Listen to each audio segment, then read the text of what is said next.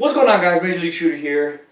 In this video I'm going to be installing the tungsten guide rod and guide rod spring onto the Glock 34. This guide rod does have a steel it is made out of steel versus the plastic one that the Glock 34 automatically comes with.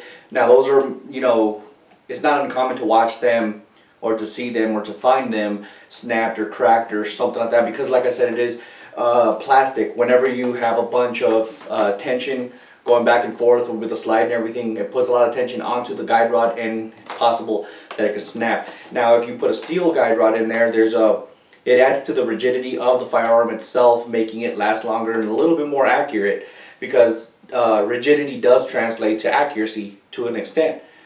It is also a 13-pound spring, so that's mainly for competition reasons. Like I said, this is a competition pistol that I'm doing. So this is not going to be a very long video, obviously, but let's just go to the table really quick and install this really fast. Alright, so basically this is the guide rod and guide rod spring that I chose to go with. I got it from the Glock store. It is steel based, as you can see, with the 13-pound spring, and it is a captured one. I don't really see a big difference between the captured and the uncaptured one, besides the versatility of being able to change the spring on demand, basically. So this is a designated competition gun. It's the only thing I'm going to use it for, so I don't need it to be, I don't need the versatility from going back and forth. So I chose to go with a captured guide rod and guide rod spring. So to install it, it's pretty straightforward and simple. You want to make sure there's no magazine in the magazine well, the chamber's clear.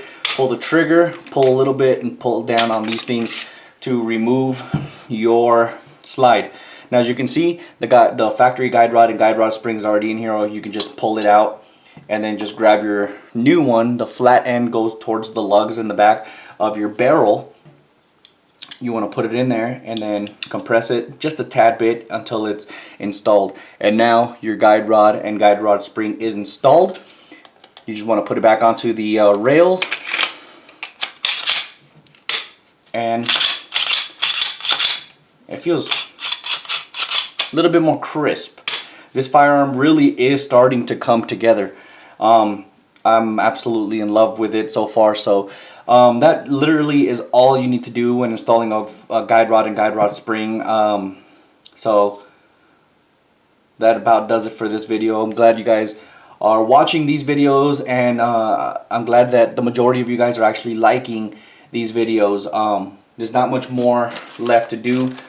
As far as what I have left to do is just the springs and the connector, which I'm probably going to do at the same time since I'm going to be in there anyways. Some more in tactical sights, and a base pad for a magazine, and I do have a base plate coming. I mean, a back plate coming for the Glock. So just a few more and we're done. So with that being said, thank you guys for watching. Don't forget to like and subscribe, and till next time, guys.